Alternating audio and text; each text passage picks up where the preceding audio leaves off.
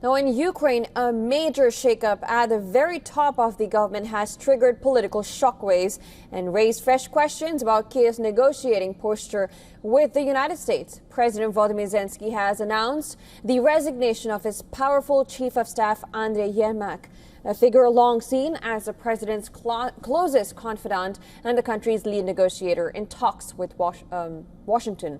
Now, the decision came just hours after anti-corruption investigators conducted an unprecedented search of Yermak's residence. In his nightly address, Zelensky said he was resetting the presidential office, stressing that Russia was waiting for Ukraine to falter during its delicate peace negotiations. Yermak's name was notably absent from the new list of Ukrainian officials who will take part in the next round of talks with the United States. Meanwhile, many Ukrainians have welcomed Yermak's departure, expressing relief after months of controversy around the influential aide.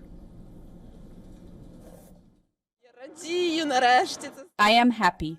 It finally happened, and we may now see some positive staff changes because it was long overdue. He held on to his chair so tightly, and finally he realized there was nothing left to wait for. This is great news. Amid this political turbulence, Kiev once again came under fire. Early Saturday, loud explosions rocked the capital as Russia launched a fresh drone attack. According to the city's military administration, a child was wounded and a residential building along with multiple cars were damaged. Despite the escalating attacks, Zelensky says Ukraine is preparing intensively for upcoming negotiations with the U.S. aimed at securing what he calls a dignified peace with Russia. He emphasized that passing the 2026 national budget remains critical, ensuring Ukraine's defense capabilities, maintaining social support, and preserving financial stability.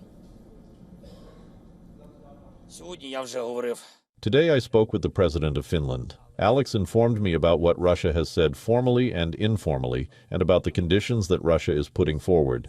Now we are preparing for a meeting with the American side to discuss the steps that need to be taken to ensure that peace is truly achieved, and that it is a dignified peace. And when all attention is focused on diplomacy and defense in war, internal strength is needed. Internal strength is the foundation of our external unity and our relations with the world.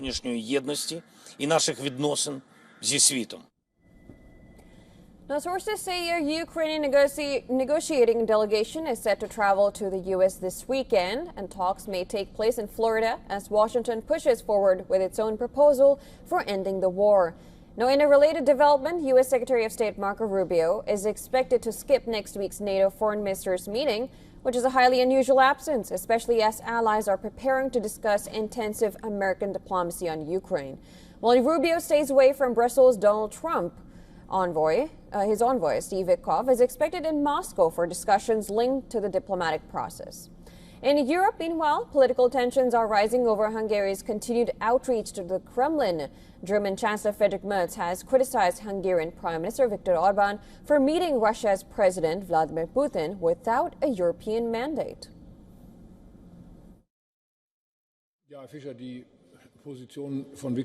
We have been aware of Viktor Orban's position for years. This is not his first trip to Moscow either. He already made a trip to Moscow in July last year, immediately after taking over the presidency of the European Council. That visit was not only unsuccessful. A few days after this visit, the Russian army launched some of its most violent attacks against civilian infrastructure and civilian targets in Ukraine.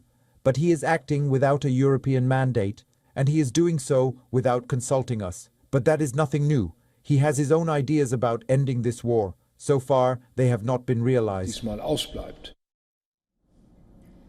Orbán's 14th visit to Moscow comes despite a series of EU sanctions on Russia and Europe's shift away from Russian energy. He has repeatedly questioned Western military aid for Kiev, straining EU unity. And along a quiet railway outside Warsaw, Polish security forces are stepping up vigilance. Armed guards and soldiers patrol tracks at dawn as part of Operation Horizon, launched earlier this month to protect critical infrastructure. The move follows a string of suspicious incidents that Polish authorities say bear the hallmarks of Russian sabotage attempts.